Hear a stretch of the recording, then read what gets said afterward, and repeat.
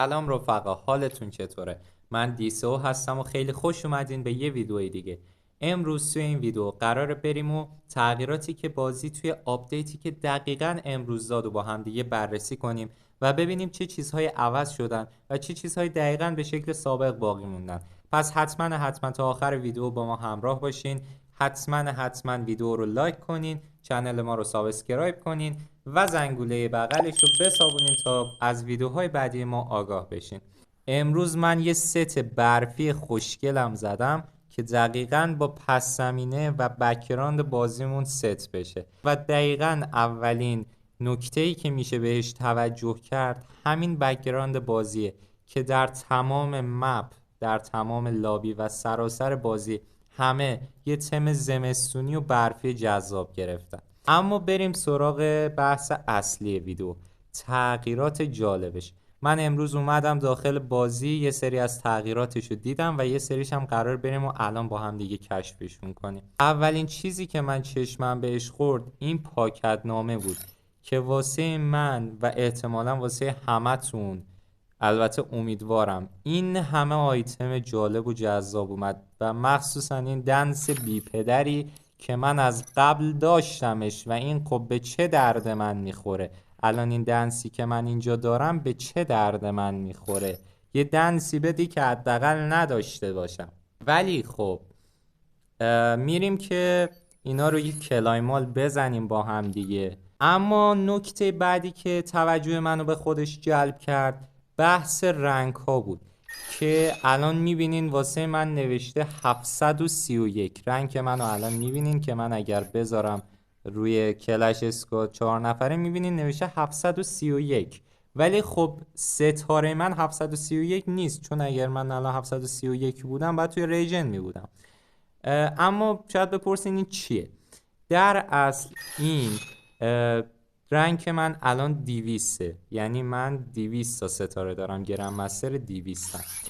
در کل فری فایر 2000 نفر، یعنی در سرور خاور البته 2000 نفر میتونن به گرند مستر برسن که ما توی اون 2000 نفر نفر 731 میم. الان میتونین فرندای منو ببینین، مثلا اگر زده حالا مریم یا پی 8 زدن 326 یا 427، اینا ستاره شون نیسته، در از مقامشون توی 2000 نفر اولی هن که رفتن گرند مستر.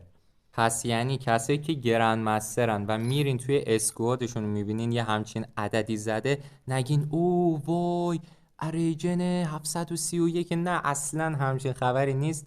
بین 2000 نفری که گرند مسترن این عدد نشون دهنده مقام اوناست. و اما تغییر بعدی که خیلی برای من جالب بود، خیلی دوستش داشتم، این بود که چیزایی که قبلا میتونستیم از طریق توکن گیلد و مقدار جم از توی استور بخریمشون، امروز به طور کاملا رایگان اومدن. و البته یه خبر ناراحت کننده که حتی اگه 100,000 تا هم از این توکن ها داشته باشین دیگه به درد نمیخورن و فقط همین آیتم ها رو میتونین بگیرین، چرا که این توکن ها دیگه بلا استفاده میشن و فقط مجبورین همین آیتم ها رو باشون بگیرین. خب البته اگه به جای کاستوم 24 ساعته کاستوم دائمی می آورد خیلی بهتر می شد، اما من اول ستش رو می گیرم. حرکت واقعا جالبی بود، دوست داشتم. چه عجب گارنا جان عزیز یکم سر کیسه رو شل کرد بالاخره برای دوستانی و عزیزانی که آیتم ندارن هم یه چند تا آیتم آورد که بتونن بگیرن. خب من الان همه آیتماشو میگیرم، البته بعضیاشم دارم بعضیاشم به دردم نمیخوره. مثلا من الان امپیچل مکس دارم، همچنین امپیچل به دردم نمیخوره ولی خب واسه خوشگلیش میگیرم. یو ام پی ساکورا رو خیلی دوست دارم بهم بده. البته یو ام پی اولین کو داد حاجی، یو ام پی ساکورا رو دائمی بهمون داد، خیلی خوبه. من باکسای این ستم میگیرم، این ستو. اینم اگر دائمی بده خیلی خوب میشه. و ستشو دائمی داد، فقط ستشو دائمی داد. دیگه چی رو بگیریم؟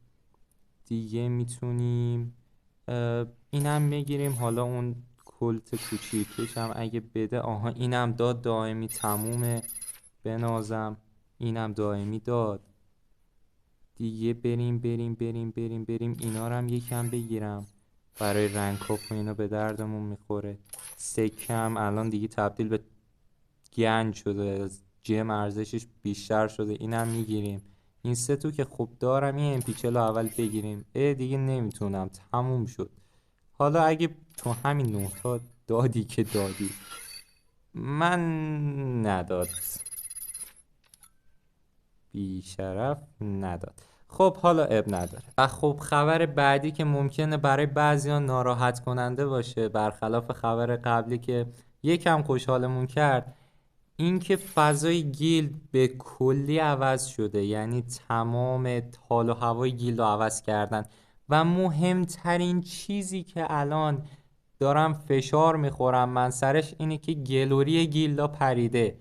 یعنی اصلا دیگه مهم نیست گیلدتون 10 میلیون گلوریه یا گیلدتون 100 تا گلوری داشت، دیگه خبری از گیلد و گلوری و اینا نیست و فقط لول گیلد براتون مهمه که میتونین باهاش آیتمای مختلفی بگیرین.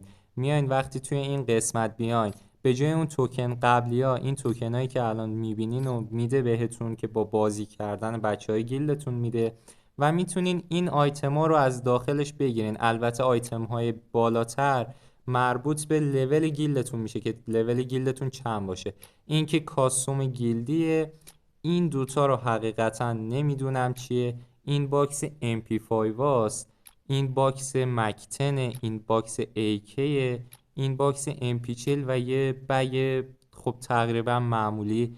پروفای قشنگی هم آورده، یه اسکین موتور، یه اسکین ماشین، یه بگ خوب لژندری، یه لوت باکس خفن و همین موتوری که اینجا میشد سادهشو بگیری، اینجا یکم لژندری ترشو میتونیم بگیریم و یه دنس خفن، دنس پرچم گیلد آورده به صورت 7 روزه است. البته یعنی به ازای هر 500 تا کارتی بدیم فقط 7 روز میتونه ازش استفاده کنی.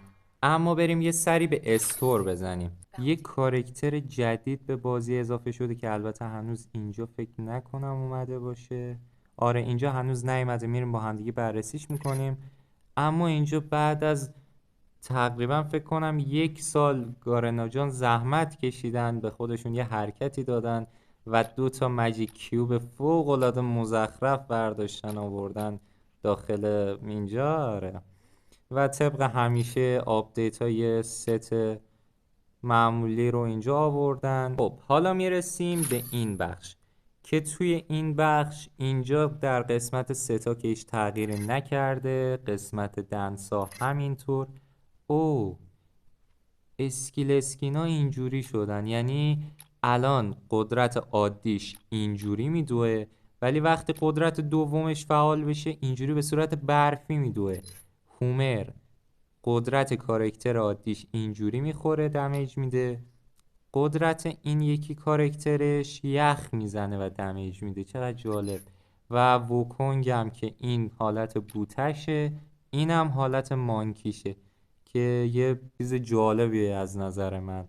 قسمت بعدی که اضافه شده این حالتهای اینجوریشه که قبلا میشد توی این بخش این بخش مشاهده کرد که حالا مثلا این عادیه و این عوض میشه. اینم دقیقا یه چیزی شبیه همونه.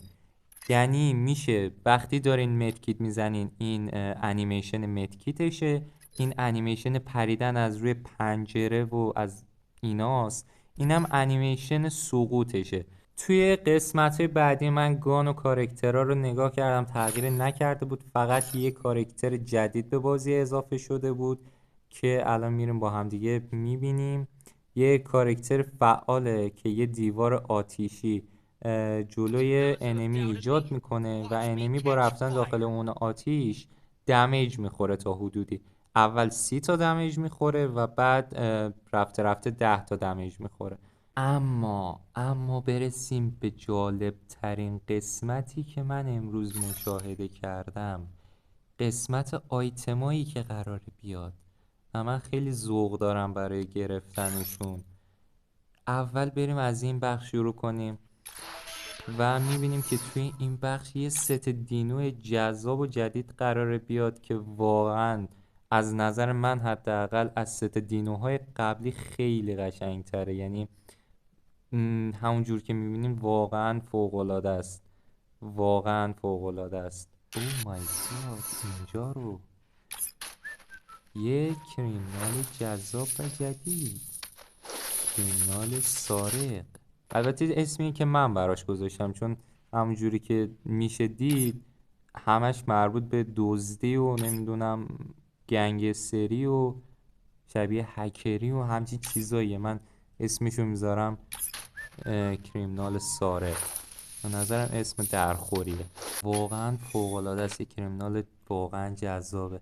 اینم اسکین یخ فوق‌العاده جذابشه، یه حالت سه‌بعدی جذاب داره که واقعا با ارزشه. اما برسیم به بخشی که من واقعا از اول ویدیو منتظر بودم که توضیحش بدم.